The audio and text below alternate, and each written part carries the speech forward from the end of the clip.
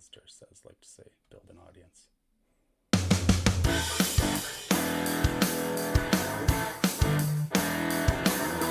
Oilers Live Podcast.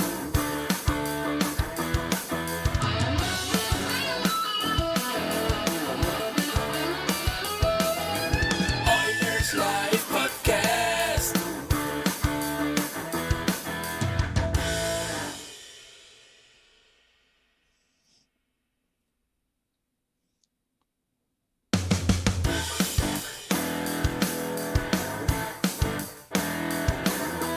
Oilers Live Podcast.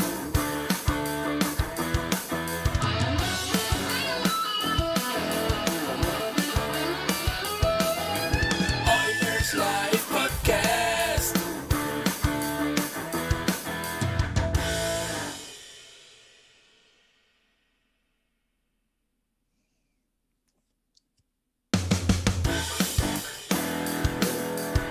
Yes, sir. Oilers Live Podcast. Now, get ready to talk hockey. Streaming from the Oilers Live Studio. Subscribe or follow today. Hey, Dash here. Another episode of Oilers Live Tuesday. Fresh off the heels of Michael Hebert storming out of the studio last week, taking his ball, going home, quitting. We're just trying to keep the pieces together here at the Heavy Hockey Network and keep the show on the air. So, here I am, the associate host of Oilers Live, self-named associate host. And in order to celebrate this with me, I've brought on a couple of regulars, a couple of the boys from Heavy Hockey. We've got Mr. Mike Dursa, my co-host from Straight Off the Pipe podcast, and also Kirk Morris, fresh off of his first ever The Paddle Down podcast here on the Heavy Hockey Network. You can find Mike Dursa at Mike Dursa. You can find Kirk Morris at KM Writes One. And I think we're going to start right there, boys. Durs, what do you have to say about the mysterious disappearance of Michael Hebert? Yeah, I mean, it's hard for him to hide from you because he's so large. But yeah. Apparently, he went into stealth mode tonight and couldn't be found. It's like Bobby Holik trying to hide in the '90s Devils dressing room. 6'6", 240 pounds, but not to be found anywhere. Kirk, your thoughts on just Michael Hebert's mysterious disappearance and storming out of the studio and quitting his own show? I think he knows where the talent lies. It's definitely not with him. It's us three. So, you got to have legs to hold up the company. So we're the company legs around here. Hey, this is true. We're the drivers. We push the river, That's right. as Low Tide would say. So us three river pushers are going to dive in here today. We're 48 hours or less than from our 2022 NHL entry draft. The Oilers got the 29th overall pick. But I would say that Ken Holland's got a lot more than that draft pick on his plate to worry about, doesn't he, Durs? Yeah, there's some big decisions that are going to need to be made in the coming days. What do you do? Looks like Mike Smith's going to go on LTIR. A lot of buzz about Duncan Keith shutting her down, which I know won't hurt your feelings. If they do that, there was talk before about, is Tyson Barrie going to be here? But to lose two veteran D, I think is, that's starting to get hard to replace in a summer. What happens with Jesse Puljujärvi? I mean, he seems to be overshadowing everything. Cassian, I mean, there's a lot that's got to happen. If Mike Smith isn't back, you got a goaltender to find, and that should be job number one, and it should be probably anyway. It's going to be a busy couple of days. I like the transition there. It's almost like you teed up our goaltender expert with that last comment, and it starts right there, doesn't it, Kirk? Yeah, I like I said on my podcast, been waiting 3 years for a starting goaltender to arrive. I'm not discounting the job Mike Smith has done. Koskinen has been inconsistent, and I think it goes with that exact word, consistency. You especially going into the playoffs, you want somebody that'll hold the fort. And I don't think, well, I shouldn't say I don't think. I know there's going to be some feathers ruffled um, just over the Jesse Puljujärvi controversy as it is. There's as they like to say, polarization at its finest. Yep. And I just hope he does something that'll push us forward. There's a lot of talk with Jack Campbell being signed, and I don't know. I it's too close to tell. The deadline there with Duncan Keith there as well. July 10th and all that stuff, and uh, hopefully something good will transpire out of this. That's all I can say. Durst, why do you think he got his deadline extended? You talking about Duncan Keith? Duncan Keith, yeah. If he had a deadline and now he's needs more time to think. Does that tell us something? Yeah, I think it does. I don't think it's an easy decision for him, especially going to the Western Conference Finals. But he's getting to an advanced stage in his career, and sometimes a guy has to evaluate: does he want to spend time with his family, or does he want to keep playing a game? Yeah, and he contemplated retirement before he came to the Oilers. There's lots of talk and him wanting to get more involved with his son's hockey, and his son's a teenager now and playing in BC. Yeah. I think I've heard more this summer about the real reason he wanted to come here, and it's to be closer to his son, and I think this is sort of his way of fading off into the sunset. Does that mean in the next couple of days here? Possibly, and I think it's close. Like I think he's probably at a 50-50 decision whether he comes back or he shuts her down. And I wasn't an enemy of the guy last season. That full well. And I thought in some of the playoff games he was really good, and there was a few games where he wasn't. And so I don't think it's an easy decision for him. And the same thing probably was going through Mike Smith's head. Although Mike Smith had a more injury-plagued season than Keith did. I mean, Keith was banged up a little bit, but not all year. Yeah, and I'll come to you in a sec, Kirk, but I'd like to just punch in on this too. Not like me to keep my mouth shut on a Duncan Keith topic. We all thought this trade was asinine when it happened. We can all love Duncan Keith, we can all hate Duncan Keith, or we could all sit on the fence. And quite honestly, it doesn't matter, because what we're all going to agree on is that he's not worth his cap.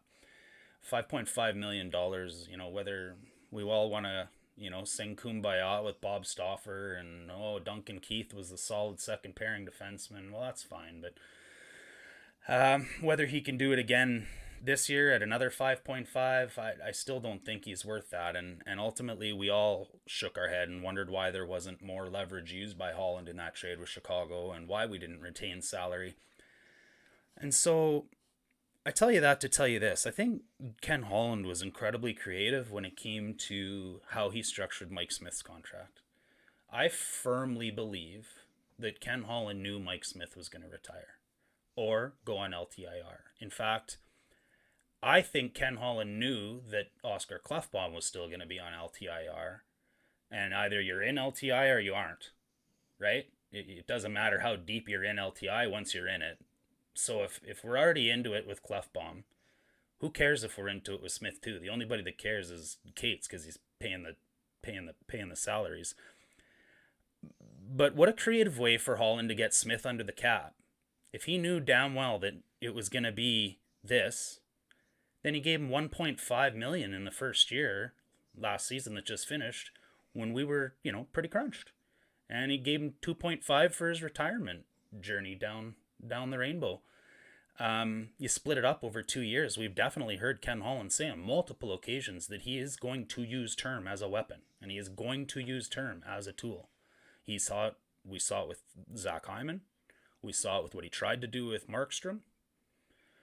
So I hope that the reason we all went, what the F, when he made that trade was because he knew something that the rest of us didn't, which was that Duncan Keith would retire after a year as well. And if that's the case and we get $5.5 million back in cap space this season, and when he made that deal with Chicago, he was under the premise that there would be a cap recapture credit of $3.4 million. Mm-hmm. Now, whether the NHL wants to be dickheads and punish the Oilers like they always seem to, I don't know. That's fine. I'd be happy if we got that $5.5 million. Durst is right. We still have to replace him somehow. We have to replace those minutes. But let's say if he made that trade under the premise that he didn't retain any salary, he gave up Caleb Jones in the third, knowing full well Duncan Keith was going to retire, he'd get his $5.5 million back and a 3.4 cap recapture credit, then that's a really good trade. I will eat shit and eat crow on everything I said about Duncan Keith if this is the case. Because it means that we got Bouchard mentored. We can all agree that Bouchard played incredibly better when Duncan Keith was beside him, if that wasn't his biggest contribution to the team, in fact. And so I hope, and you know, I've thrown out the scenario as well to Kirk that, you know, maybe we trade him to Buffalo or Arizona that needs to hit the cap floor. We ship over, I think it was Jeff Aid that I proposed it to. Ship Keith over and have them buy him out so they can hit the cap floor, and then we re-sign Keith at $1 million.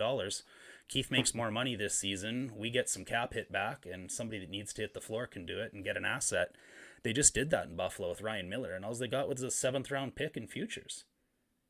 Like, are you telling me if we can't send Duncan Keith, if he's going to play this year, to Buffalo or to Arizona and give up a 7th?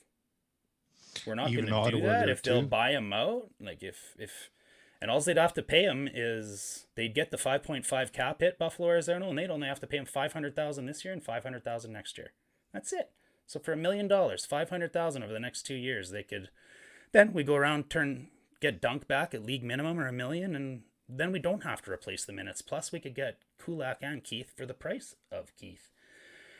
So is Keith contemplating that? Is Keith contemplating the fact that if I retire, my team that I just made friends with and went to the Final Four with could get 5.5 plus 3.4, $9 million recaptured if I retire? That's a heavy decision.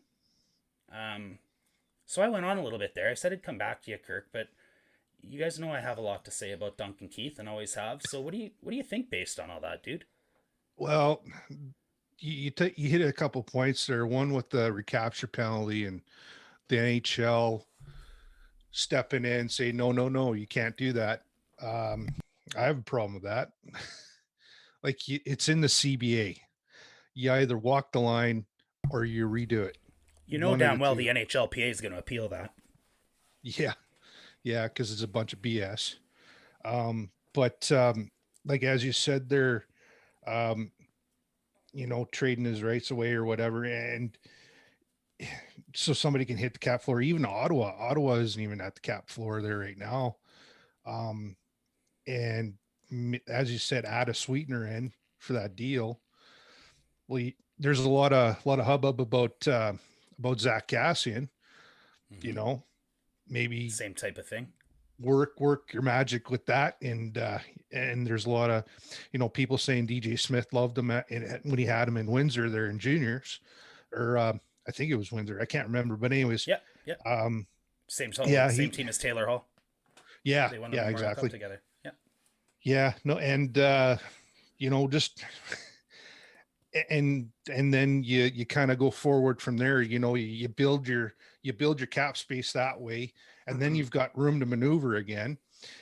And you also talked about, well, who's going to replace Duncan Keith? You got your option, I think, right about there. It's not the same kind of defenseman per se, but if you re-sign Brett Kulak, you got something to work with. When I said that earlier, you get Kulak and Keith for the price of Keith if you can do it that way. And I think Kulak's re-signing is one of the most important things we can do.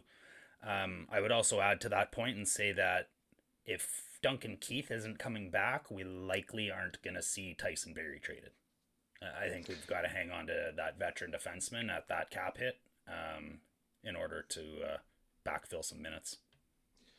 Do you think, I'm going to flip it over to you there, Durst, do you think Broberg's ready to take on some serious NHL minutes now since he's had a taste of playing, especially in the, well, not too much in the playoffs, but he's got his feet wet now? Do you figure next year will be a good turning point for him to get some serious NHL time?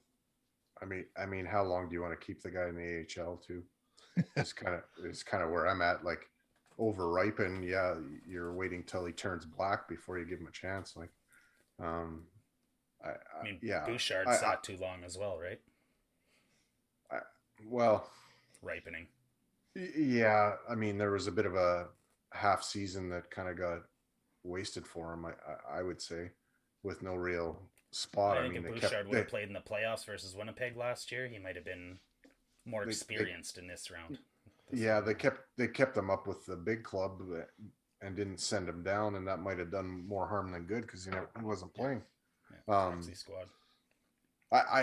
I'm okay with Kulak being your second pair left shot D and using Broberg kind of as on your third pair. I don't know what happens with Chris Russell. I don't think he's in the 7-hole anymore, or should be. Maybe he retires too. So that's something that's not really talked about. But does Russell have a year left? I don't think so. I think he's done. Yeah, he's done. So yeah, and I don't see him coming back either. I'm not sure he'll retire, but I can see Russell going to another team. Yeah, and that we're taking Ryan Rashog's talking point. If you lose Keith, you probably do keep Barrie. Barrie was what Rashog was saying. I don't know. One guy's a left shot D and one's a right shot D, but to lose two, veteran guys, and you kind of have to replace the experience if nothing else. That's kind of what I think there. I like Broberry in the 7-hole. The fact that he can play both sides. I would like to see the Oilers, if Kulak is the second pairing replacement, if Keith retires, and we've still got our top pairing with Nurse and CC, then we can drop back with Kulak and Bouchard. And I still think that third pairing in that case is to be determined, to be quite honest. I can see Holland going out and making another move, whether that's somebody like just simple like a Kulikov or a Delorier or somebody like that can play with a little more toughness or a defensive edge, but still keep up to today's NHL, which maybe that isn't Kulikov. I heard Stauffer say today that Josh Manson's going back to Anaheim. But there's not a lot of guys like that. So you're right. So I think that Broberry fits well in that 7-hole. But then he'd have some work to do as well. You just don't see a lot of NHL teams going to the Stanley Cup and winning the Stanley Cup with rookies in their third pairing defense or on their fourth line. You just don't. Ball. Go ahead. You keep saying Broberry. I wonder if that's a Freudian slip or no, that's his, how his name is pronounced. If you're predicting the future, or that's how his name is pronounced.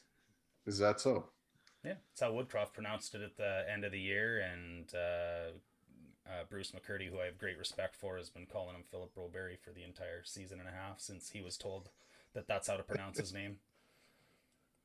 Well, I'm going to have to sharpen up on my Swedish pronunciations then. Yeah. Yes, sir. Is that G is next time that you're in town, we'll go hang out at IKEA. That G at the end of that name is a little bit hard to miss. Yeah, well, I didn't grow up in Sweden. I can't explain. But Broberry it is. Huh. The more you know. Okay. I taught you every time we do a podcast. I teach you something, Durs. Every time. You're getting smarter just by sitting there. Kirk's getting smarter just by listening to us. It's great. It's a great time. Moving on from Keith, we've got some other things to talk about. I think there are some priorities. Let's maybe slide back to goaltending. Kirk, you did a deep dive on the first ever episode of the Paddle Down podcast. Great job, buddy. My on the air open feedback for you is stop apologizing on there, because, buddy, you didn't have anything to apologize for. I thought it was awesome. It was a great listen. I liked the way you broke down all the different scenarios and different ways that we could acquire a goalie. I know you're not overly key on Jack Campbell, but I also wanted to scream at you through my phone on Spotify when you're talking about Matt Murray as a choice as well. So I know you're not a huge Jack Campbell fan, but I think that the mainstream media is prepping us for a Jack Campbell arrival. Elliot Friedman was quoted, quote, "no offers or talks for quite some time between the Toronto Maple Leafs," end quote, and quote, "Toronto likely out on Jack Campbell," end quote.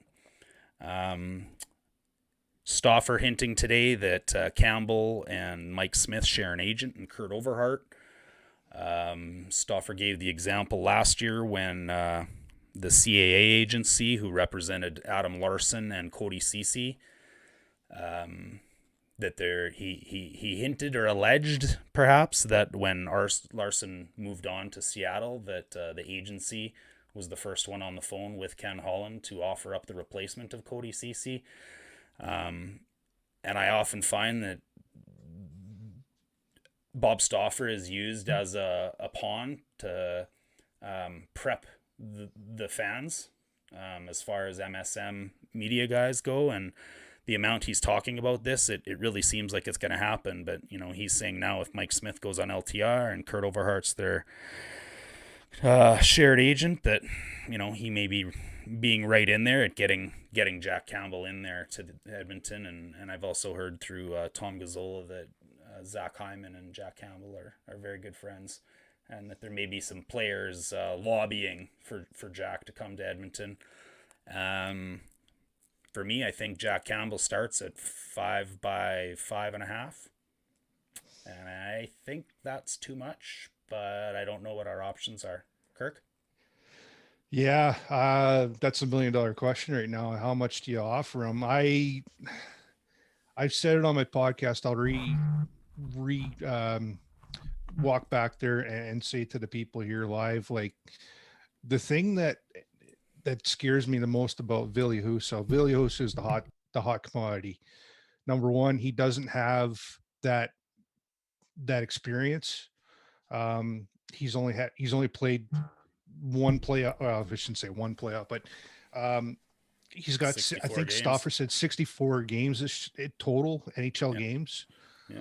That's not a lot of experience. And what I said there on my podcast, like, as far as him playing against Colorado exposed him big time, and he pretty much melted, and I kind of dub it as a Koskinen 2.0 with his glove hand, like just eye test. His metrics are good. It just, where do you draw the line? So you walk down the line towards Darcy Kemper. I think he's going to re-sign with Colorado. Like, why wouldn't you? Really? Hey, you play in front. You have that defense playing in front of you. Like, you could probably goaltend with in a beach chair, just like Marty Brodeur did all them years. They can't afford him if he's going to want his full salary. I mean, he just got $5 million a year. He's going to want to raise on that. He just won a Stanley Cup. So I think he'll take a hometown discount.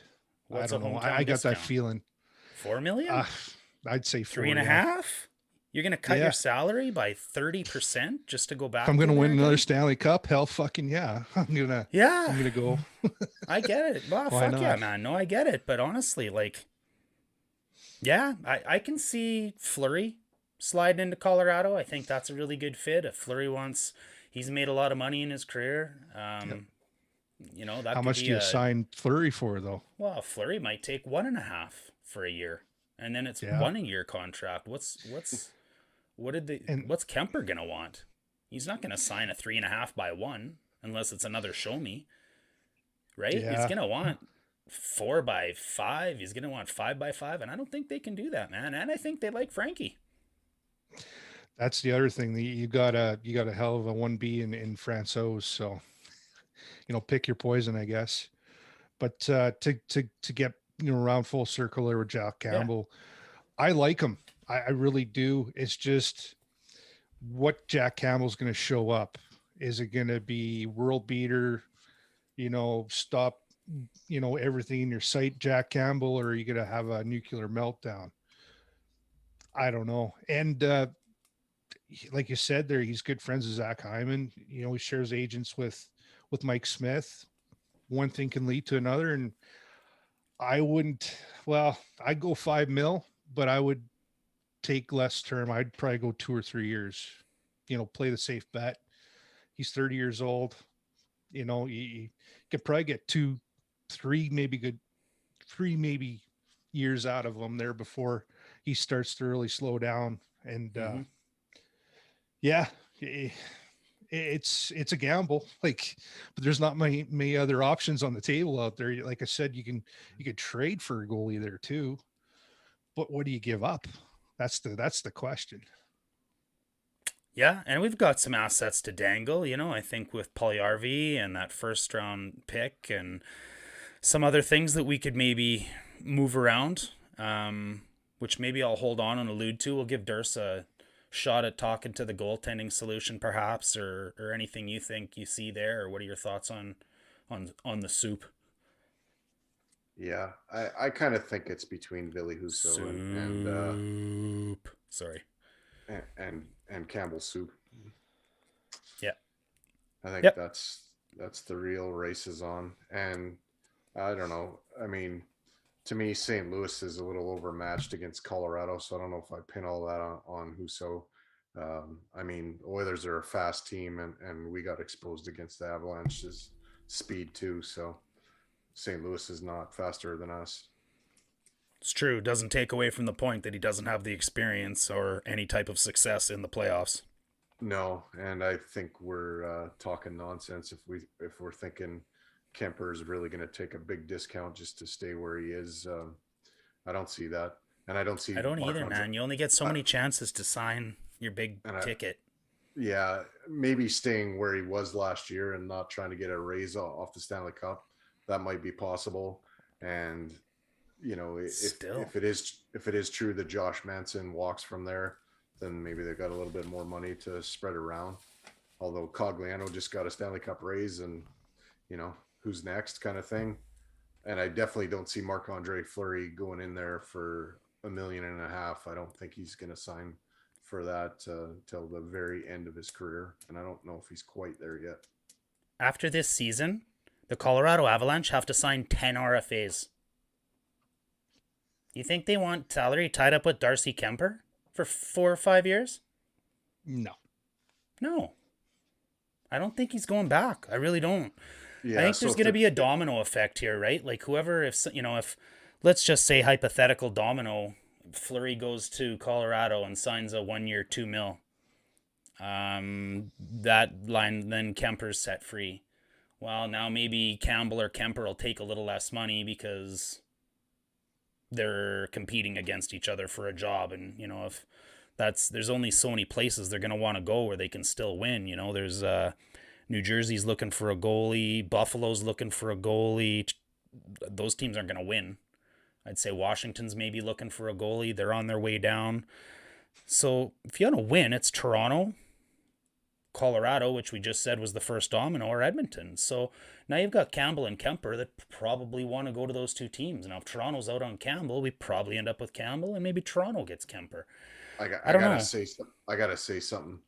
Like to me, it was brief, so it's hard to really say this, but I saw shades of what we saw against Markstrom in Kemper in that kind of brief encounter we had with the guy. I wasn't overly impressed. Yeah, Kemper's gone from perhaps the third goalie on the Canadian Olympic team to not even being able to start for his own team in the Stanley Cup playoffs. So, there's obviously ups and downs there.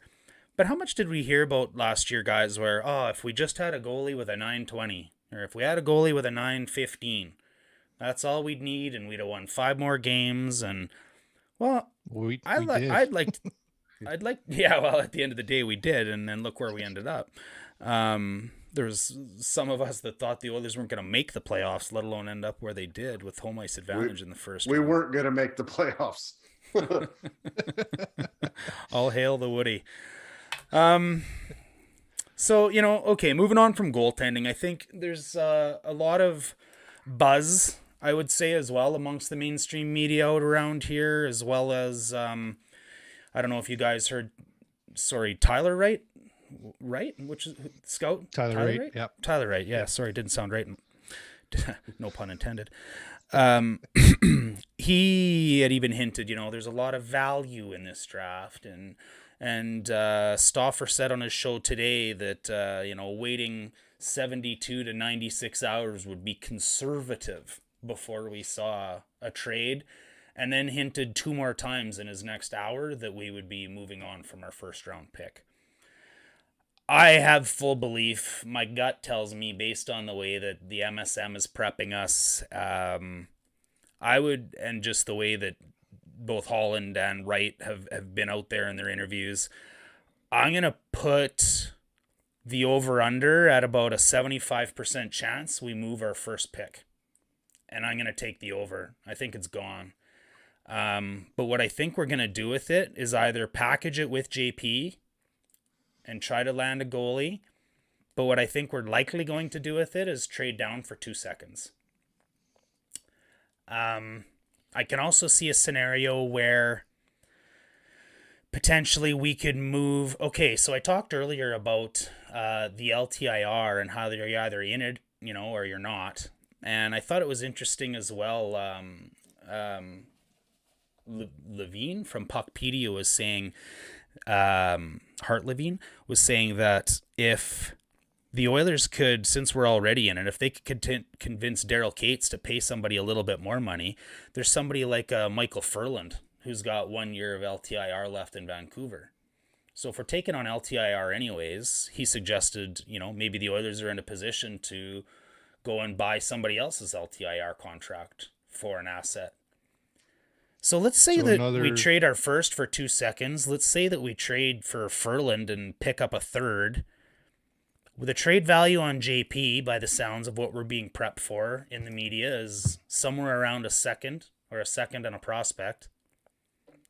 But then I also tell you this. If we're to trade Cassian and not have to retain salary, we're also going to have to likely trade a second and a prospect with Cassian to not retain 50 or to only retain a little bit or hopefully retain nothing.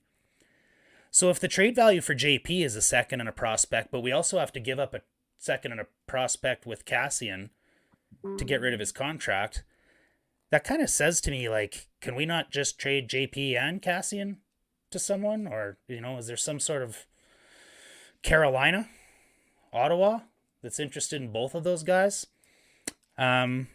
I don't know. Or do you trade JP along with Cassian so that you don't have to? Because if his value is a second and a prospect, then that's what it is anyways. So I can see a lot of these second and third rounds being acquired after we dump a first round, and I think that Ken Holland's going to acquire those second and third round picks to be able to do some maneuvering and hopefully some creative trades. I throw it back to you, Durs. What do you think about that? There is definitely some work that needs to happen. I mean, we went to the Western Conference final and got beat pretty convincingly. So we're not quite good enough to be where we want to get to. I think everybody can agree on that. I mean, there's Western Conference final for my kids and stuff is great because, they don't really remember that. And I mean, Max wasn't even born yet, so he never saw kind of a real run here. But at the end of the day, it's about winning a Stanley Cup. So you need to improve your team to get to that ultimate goal. So if we weren't good enough last year, then we need to make some changes to improve the club. And yeah, he's got his work cut out for him again, and we're gonna see what he's really all about. I mean, going to the playoffs is nice, but and going on the run is great, but let's get a little bit better and get going here. Kirk, your reaction to that? Yeah, I concur with Durst there. Like, the window is open. We're in win now mode. So once again, like I said there before, there's going to be some moves made where people aren't going to like. Now, whether that's trading Puljujärvi, perhaps Yamamoto. I hate to say it. I doubt it happens. Yano's staying. But like, what do you get back for trading Puljujärvi in a second? What do you get? But do you get back a goaltender? And who's gonna offer their goaltender for just that? Like, there's got to be, I would say, another prospect if you really want a high end goaltender. You know, and then I mean, if the value on JP is a second, that's basically like offering 2 seconds. So what kind of goalie can you get for 2 seconds? Yeah, I would argue not much. Let's take if you throw Barry into that mix, maybe that improves it. Yeah, but then we got to know what's going on with Keith and Kulak, don't we? Yep. Yeah, it's kind of like a carousel. You got to get your ducks in a row. Yep. So. Yep. Exactly. Hey, let's get a reaction from both of you guys here. One of our fans, listeners, I'm not sure. It's weird. It came in like Hebert ABC123. I don't know who the hell that would be. But anyways, he asks, do you guys want to sign a goalie long term with Skinner in the wings? That's what I said. Sign Campbell to 2 years. Campbell's not taking a 2-year deal, man. This is his chance to cash. This is his ticket. He's built to be a 30-year-old going to test UFA. Like, why in hell's name would he, unless it's a show me, right? Unless it's a 2-year, 6-7 mil. That's what it's going to take to get him on 2 years, Kirk. Otherwise, it's 5-5. 5x5. That's my thoughts. I don't know. So, yeah. Go ahead. It's a spicy meatball, man. Any way you slice it, it's one that'll twist you inside out. What are you gonna do, right? And I don't think Holland wants to go back to what happened with Markstrom. Once bitten, twice shy. Do you offer the term? Do you offer the money? But I just seen the comments here on YouTube here. One guy, Jack Jensen, said James Reimer. What do you throw at San Jose trading within the division? And you're testing Mike Greer, newly minted GM there, the Sharks, chucking him into the deep end, saying, hey, you guys got a goalie controversy yourselves. You got 3 goaltenders sitting there waiting in the wings. You got Reimer, you got Aiden Hill, and you got Kaapo Kähkönen. Who are you gonna divvy up? Do you want to play let's make a deal or what? And I kind of touched on James Reimer. I think he's very doable. He's got 1 year left on his contract. That's the only bummer, but he's 34. He can do the 60-40 split with Skinner. Mm-hmm. And he has playoff experience. So, well, I don't know who this Jack Jensen fellow is, but I would guarantee you he's really smart and really handsome. Let's just say that. And I like where he's going. You know what? Reimer has had nothing but a .920 save percentage every time he hits the frickin' ice. He's got a .920 save percentage falling out of bed. Go look at his stats. He might be the most consistent goalie over the last 5 years. Okay. Now, trading into the division, complicated. No doubt about it. I agree, Kirk. That said, man, these two clubs are going in the opposite direction. Mikey's got a rebuild on his hands in San Jose. Gregor's talking nonstop about Brent Burns going to Dallas. And Jason Gregor knows a little something about San Jose. Yep. Dallas is going to be losing Klingberg, and he thinks that'll be the domino. They'll bring in somebody like a Brent Burns. Brent Burns has a ranch in Dallas, not far from there. So maybe San Jose does trade us Reimer. It's exactly what Hebert, ABC123 says, right? There's a chance we don't want to sign somebody for 5-6 years along Skinner. What if Skinner is the next Cam Ward? What if Skinner is the next AHL star to come out, and the Tuukka Rask, the Ottinger, the whoever, right? Like, the goalies have done this, and Skinner dominated the A last year. I'm still doubtful whether he's a 1A or a full-time goalie in the NHL, but I think we owe him the chance to figure it out. And for sure. with Campbell in for the next 5 years, Skinner's not playing more than 30 games a season for the next 5 years, right? So I like what Jack Jensen's going with that. I'm just not sure whether we can get our ex-Oiler Mikey Greer to pull a favor for us or not. What do you think about that possibility, Durs? All things considered. Yeah, I kind of think Skinner's at least 2, but probably 3 years from being a potential starter. I think next year in a backup role is probably what should be the case, and the year following maybe a 1B, and then the third year ready to take the reins and run. It's kind of my thinking. So, you talk about some of these other goalies, like James Reimer to me has been good, but not great. But I see him kind of in the same light as I see Jack Campbell, like kind of similar and funny. They both did some time in Toronto. Some time. Yeah. Well said. Good way to put it, isn't it? Can you get Jack Campbell? Tyson Barrie. Can you get Jack Campbell on a three-year deal without it costing you, your firstborn? Maybe. I don't know, is $6 million your firstborn? Like, that's a lot on 3-year goalie for a 3-year term too. Well, we had this guy that was a monster for $4.5 million. That was a capable backup, paid like a starter. So, we got to give his money to Doc now, though. Nurse is gonna suck up that salary. The probably handsome Jack Jensen is back in with JP for Reimer. What do you think, Kirk? Sorry, say that again. JP for Reimer. I don't know. I'm just reading the comments here right now. JP for Dursey? No.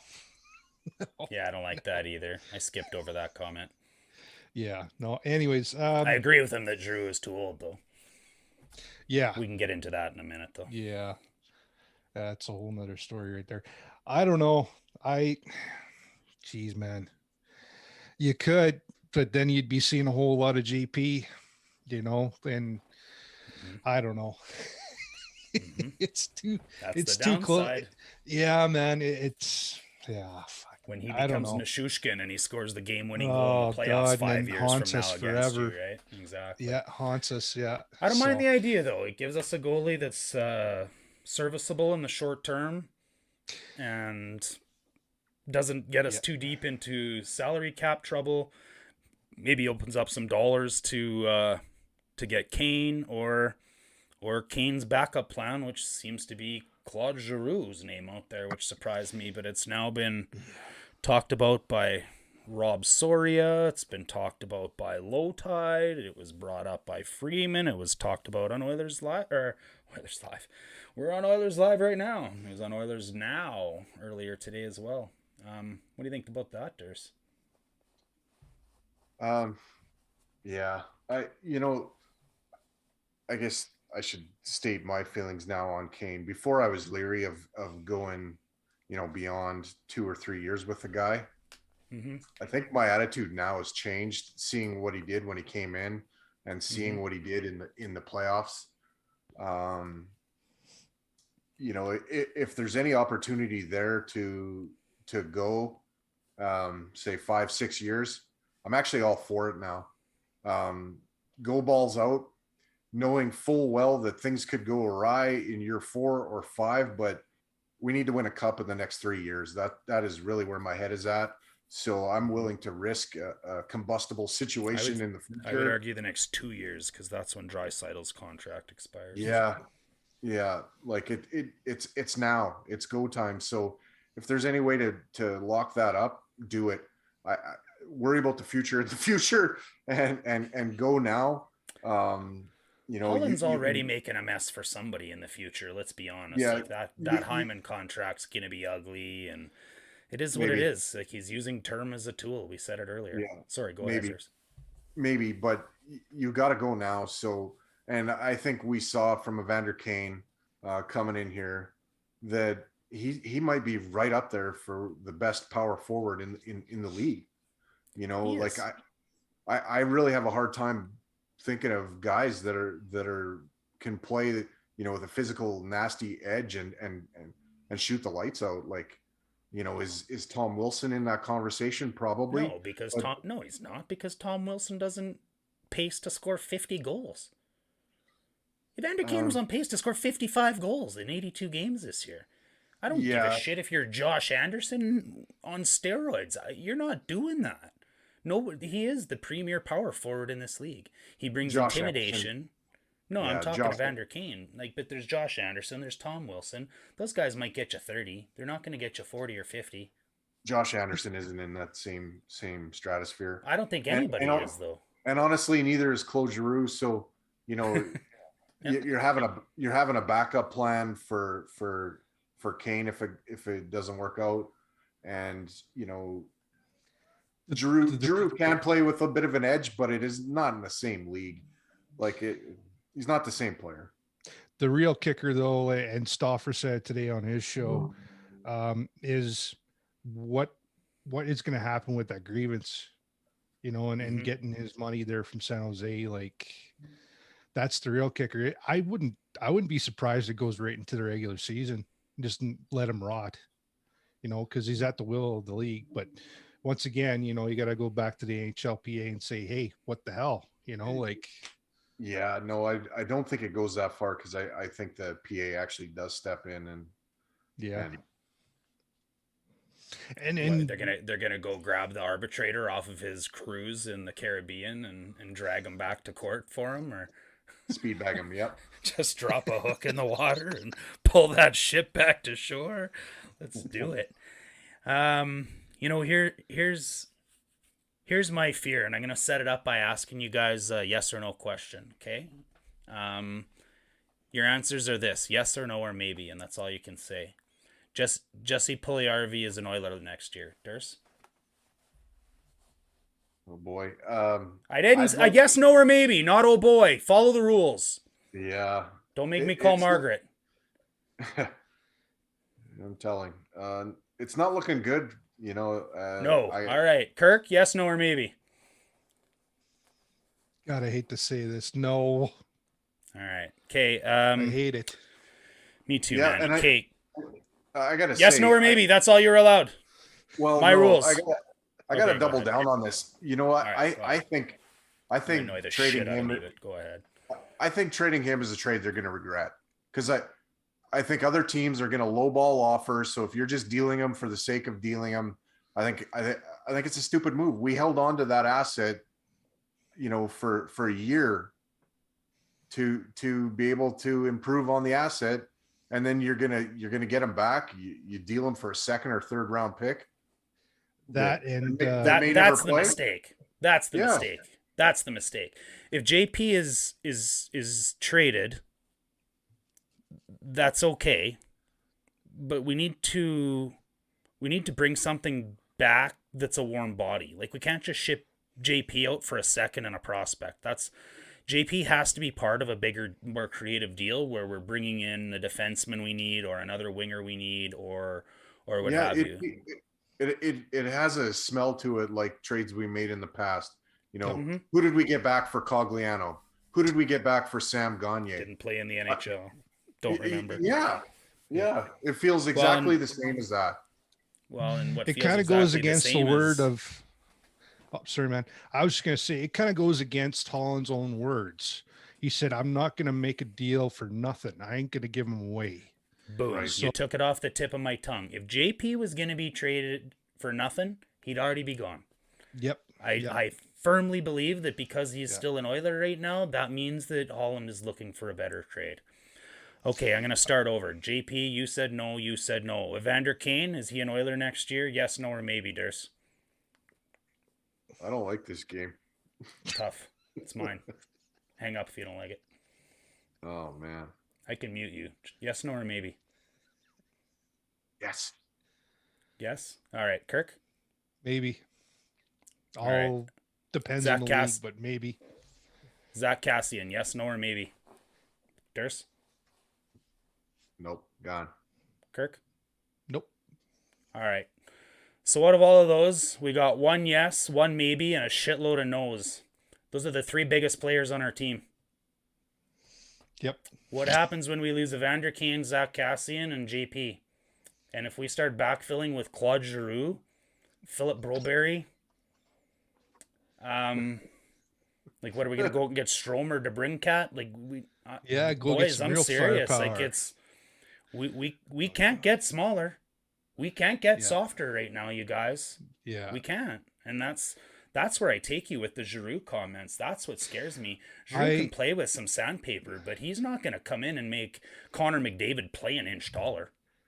I think it's smoke and mirrors. I think Holland will probably go get Mason Marchment. Now he can play with some sandpaper if he wants to too, and he's a decent player. But just one other kicker I was going to throw out there.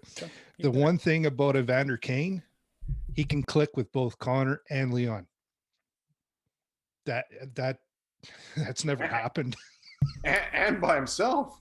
Yeah, and he can drive a line by himself if he wants to. Right. Yeah.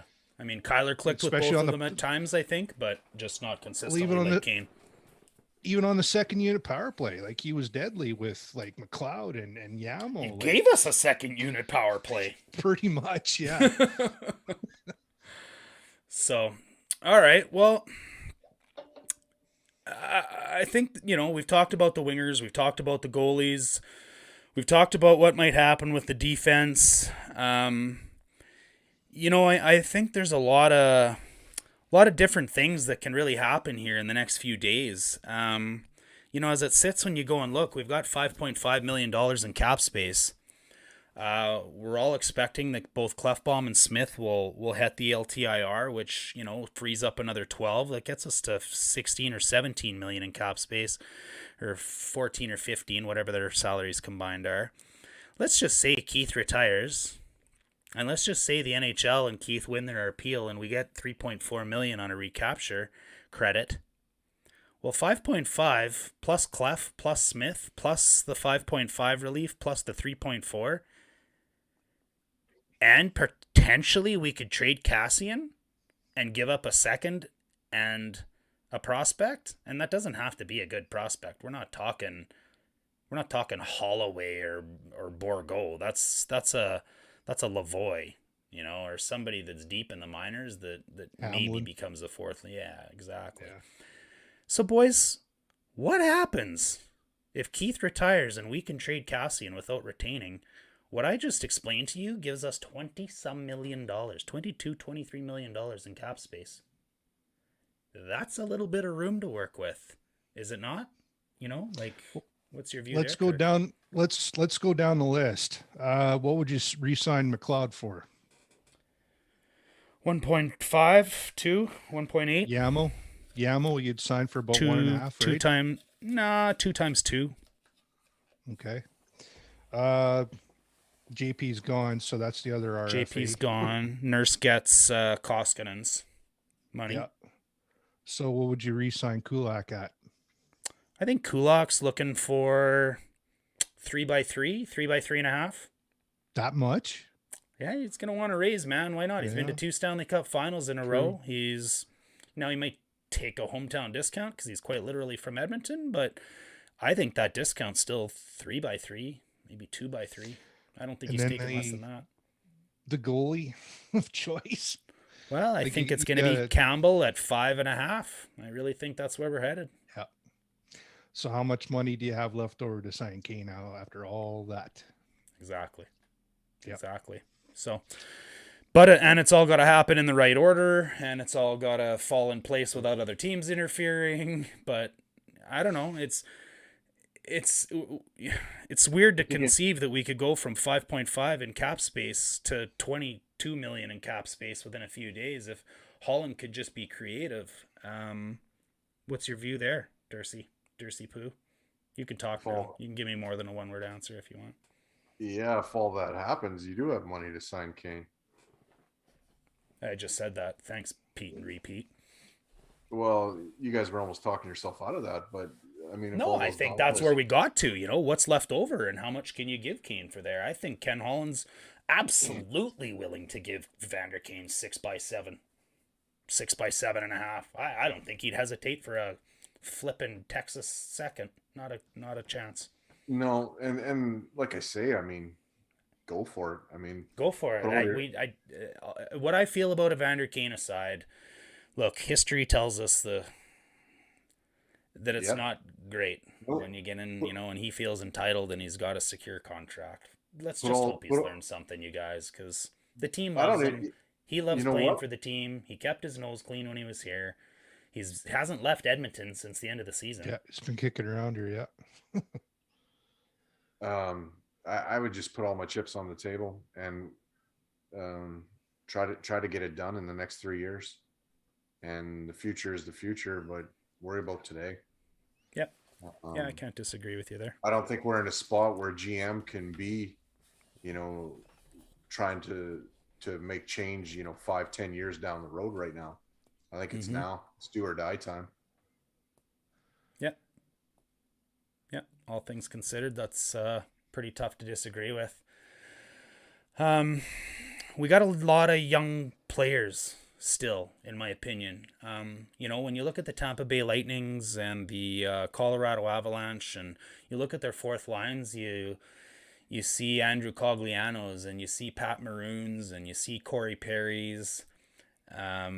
I'm not sure if we're going to throw McLeod into the third hole on center and expect Broberry to play third pairing minutes and have Bouchard on our second pairing as a second player and have our backup goalie as a stone cold rookie, that we can really afford to have the Holloways and the Savoys or whoever, even Bourgault, if he could do it. It's not Holland's way, but, you know, to bring these guys up and play that fourth line, that's not the pedigree we generally see in the Stanley Cup. Secret mysterious listener, Hebert 123 ABC says, who's our Perry? Who's our Maroon? Who's our Weber? Who's the guy that adds a little bit of extra to get us over the hump? Does Giroux have that? I don't think so. No. I think Giroux's showing sandpaper when he plays the Penguins. He gets a little pissy. That's what we could get out of him. If we're playing the Penguins every night, I might take Claude Giroux, but I don't know. Your guys' thoughts there? I was just going to chime in with Giroux there. I know he wants to win a cup, but is he going to go that extra mile to come here and not stay in the East? Yeah, it's a tough one to gauge, even though everybody's saying, even Friedman's saying, oh, Giroux, you know, that's the big name for us. If Kane doesn't work out, I think it's smoke. How much you get? How much you get to pay him? Like you can't throw the Brinks truck at him because he's 34 years old. He has a little bit of game left, but I think Giroux would take a third of the price of Kane. That's the thing. You know, Kane comes in at 5 or 6 times 7.5. I think Giroux could come in at 1x2 or 2x3 or I don't know, whatever. Do the same deal with Smith. Give him 2x4 and pay him 1.5 in the first year and send him to retirement or LTIR for the next one. You know, interesting here, and I go back to the comments again. Jack Jensen, I wonder if San Jose and the Oilers make a trade so that the NHL doesn't have to make that tough decision. And, you know, I had that in the back of my head today, too, when I heard Mike Greer being announced, because, I don't know, you know, like Doug Wilson was never making trades with the Oilers. He was never making trades within the division. It doesn't mean that Mike Greer is going to do it either, but geez, man, doesn't your gut tell you that there's that Oilers history, and maybe there's the ghosts of 2006 that'll he'll throw us a bone. I don't know, like what if Greersy and Holland or Keith Gretzky or whoever's doing Holland's trading for him can work something out with San Jose? What if it's Reimer and Kane? For Cassian. Durst? I don't know. I don't know who the hell it's for, but I just like the idea. It's so foreign for San Jose and the Oilers to make a trade, yet it kind of makes a lot of sense. Yeah, I like, Stauffer today, I think, was trying to say that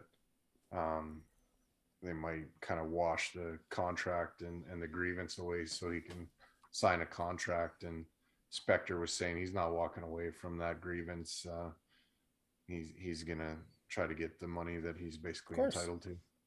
Of course, him and his agent think they're owed $20-some million or more. They're gonna wait to double dip, or they're gonna wait for San Jose to just offer a settlement, or they'll wait for the NHLPA to intervene. But I don't think, after what he's done, Vander Kane's in every bit of the driver's seat in this one.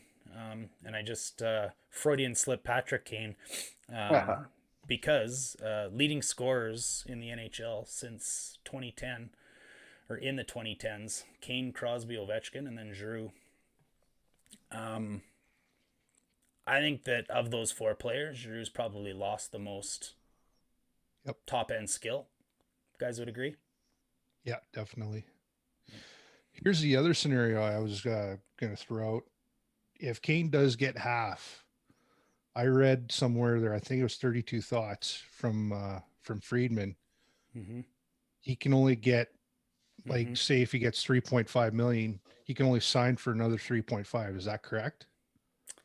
I read it's something that like somewhere. that. There's a cap on what he can make if that ends up happening. But I also with remember the scenario where the Oilers and Sharks could make a trade to make that go away as well. Yeah. So if you do have that 3.5 million, couldn't you sign both Kane and Giroux? There's your third line center. There's the kicker. Now you've got your durability at the bottom end of the lineup. Well, and And you McLeod have can a lot become to your play with. Cogliano without being a stone cold rookie at it too. So yeah, I don't hate that. And if Giroux signs for 2 by 2 or whatever, there you go. I don't want to lose too much truculence in all of this. I know that skill won this last Stanley Cup, but Tampa Bay and St. Louis bullied the shit out of teams. Like, quite literally, St. Louis beat other teams up in the back alley to win their Stanley Cup, and we're not too far removed from that. I know the recency bias tells us that Colorado won a cup on skill, but there's only so many Cale Makars and Rob Niedermeyers and Paul Coffeys and defensemen that can skate and move like he can, that can dominate an ice surface for a half of a game like he can. So yeah, I get that skill won it, but I still think there's something to getting pushed around, and I think there's something to having the two best players in the universe, and teams knowing they can do what Calgary did and just go hacking away at Dry's ankles, or do what other teams have done and try to ride Connor into the boards. I think that immediately goes away when Kane's on his wing.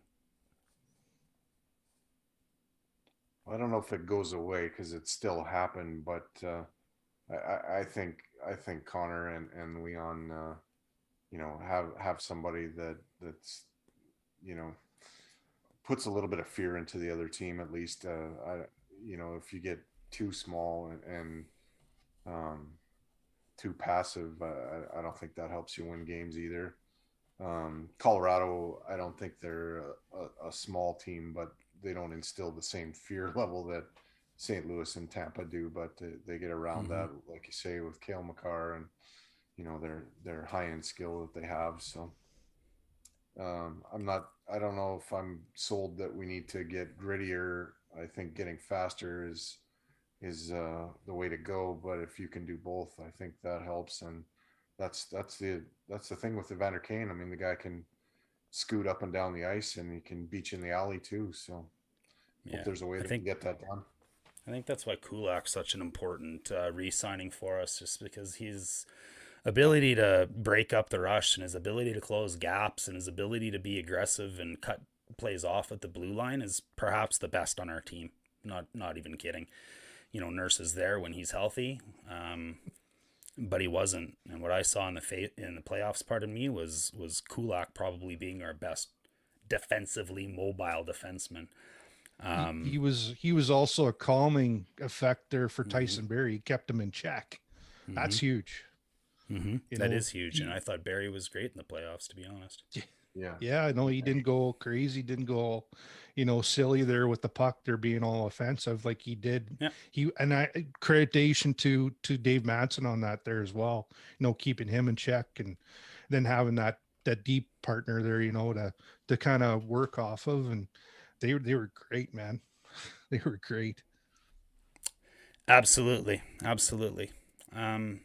We're at a $1:05 on the time, boys. I don't want to drag this on too long. I wrote down my possible solution for the Oilers. I'm going to trade JP and Cassie into Carolina. JP is going to get reunited with Aho, go to an analytical friendly team. They like a little bit of toughness to keep those Finns and those guys safe over there. We've all seen how Svechnikov fights. He just gets knocked out by Ovechkin with one punch. So they might need some Cassie and toughness. I'm going to move Smith to the LTIR. I'm going to trade for Furlan's LTIR money for a third. I'm going to trade my first for 2 seconds. So I'm picking up 2 seconds and a third to be able to do some creative stuff with, to make some cap space for JP and Cassian. I'm bringing back Antti Ranta. And I'm going to hold on to him until I know what I got with Skinner. I'm going to sign Kane. I'm going to sign Kulak. I'm going to sign Yamo. And I still might have a little bit of money to play with if Keith retires. That's the way I am going to predict it. That's the way I'm going to solve the Oilers. I'd be curious what each of you guys have for a final thought on that before I give Dursa the last word to close off. With all these question marks, does this mean we're further away from a cup, or are we closer to a cup? Give me that answer and some of your predictions for what happens over the next 48 hours, starting with Durs. Yeah, that's a lot. You've been doing your EA Sports GMing there nonstop, I guess, since They were all approved on NHL 2022, so clearly it's going to work. Yeah. So are we closer to a cup, or are we further away right now, my friend? Yeah, I mean, you just threw about I don't know, 15 Tim Wakefield knuckleballs at me, and that's a lot to digest. But man, change, like, Glenn Sather, I think, used to say you need to change at least 15% of your team every year to get better. But I mean, you're throwing about 30 to 40% of a team there worth of change, so that's a lot. I think anytime you got Leon and Connor in your lineup, you're going to be competitive at least. I think it all hinges on the one position that to me is the most important in the game, and that's who you got in net. Yep. Any predictions for what we're going to see over the next 48 hours? How many days are we away from the draft? 7:00 Eastern time on Thursday evening. Less than 48, my friend. Yeah, so something. I would not doubt if we wake up to news tomorrow or hear news at some point in time during our TSN 1260 listening tomorrow that the first round pick has been moved, or that JP has been moved. Yeah, something's got to go down relatively quick. Otherwise, it's not going to go down until just before they come to floor. the podium. Yeah. Kirk, are we closer to a cup, or are we further away? Well, I don't know, man. After seeing what Colorado did there with their depth, you got to wonder, it's not so much the top six as the bottom six, but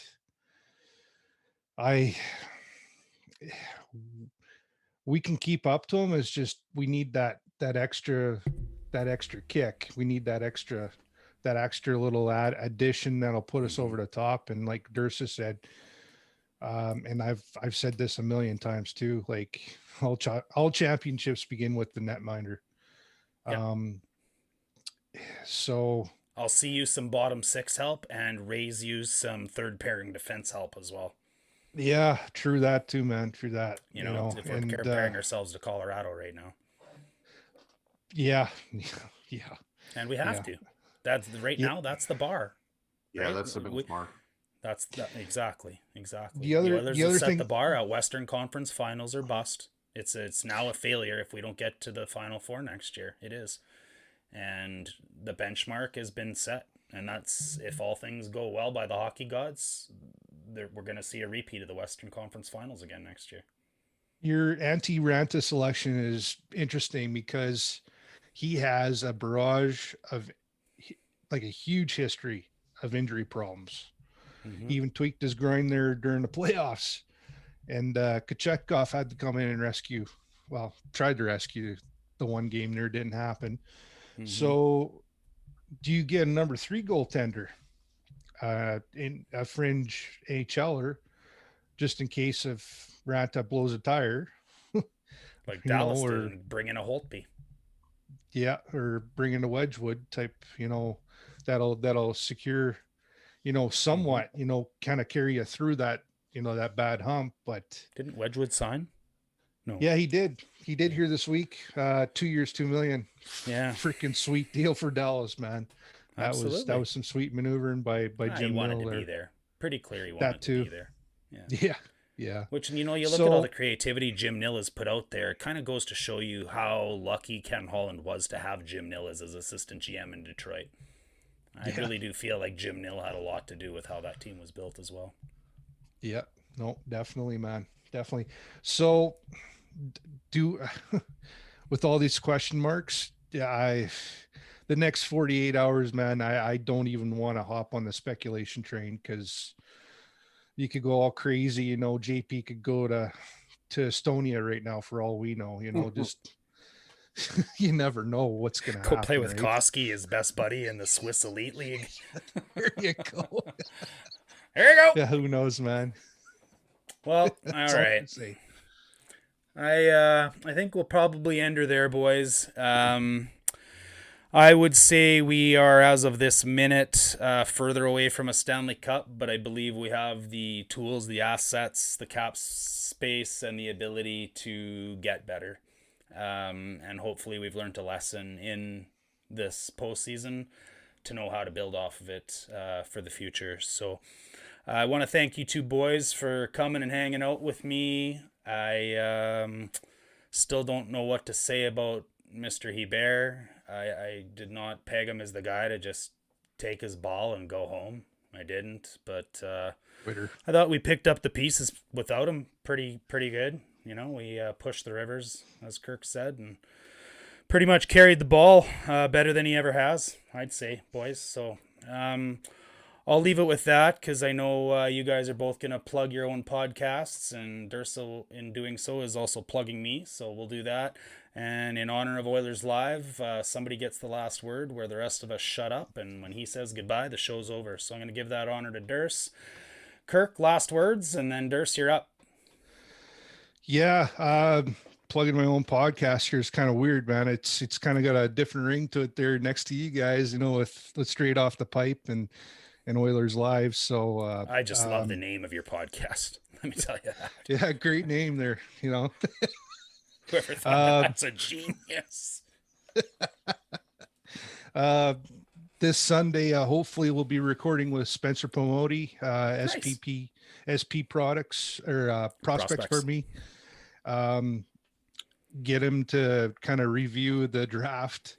If we do keep on that first there, or if we do get some revenue back with some more lower round picks, if we do trade that first away. So yeah, I'm kind of gonna get his analysis there because he's definitely he's definitely keeping an eye on our prospects there in Bakersfield as well, and around the league, if for that matters. So it should be an interesting pod for sure.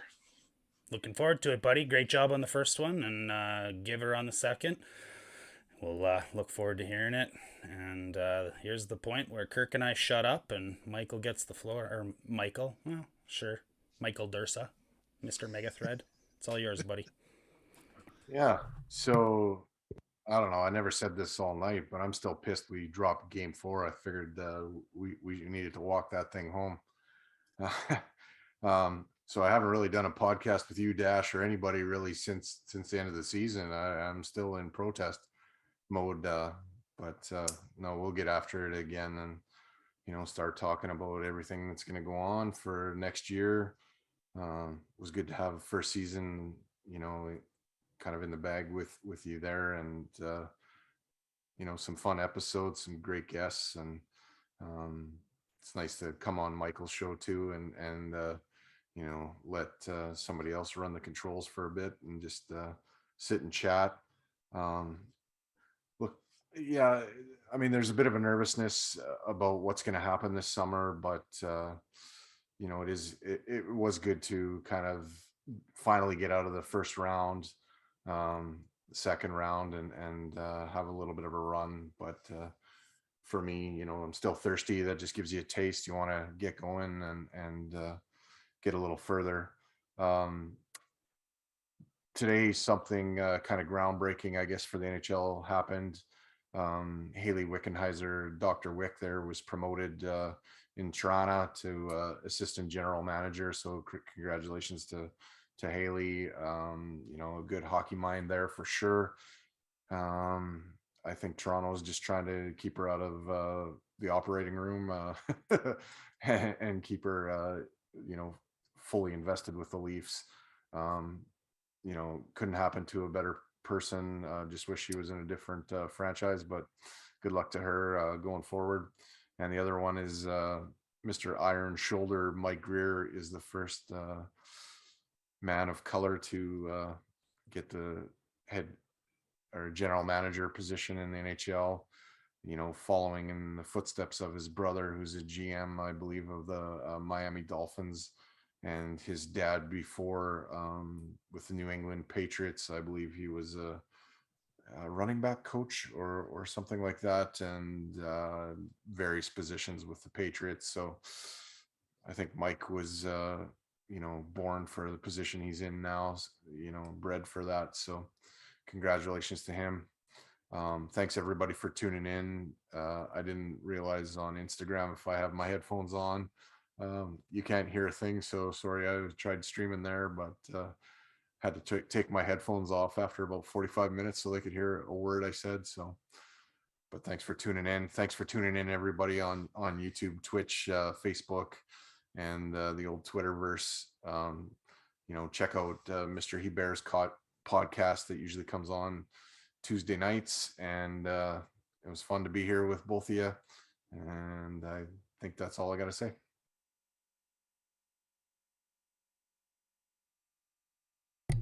Good night.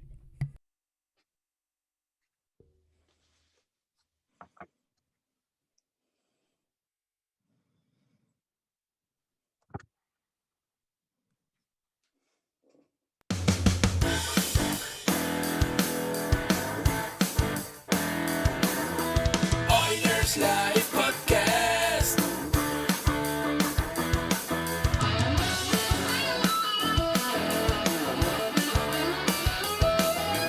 Oilers Live Podcast. That was hilarious.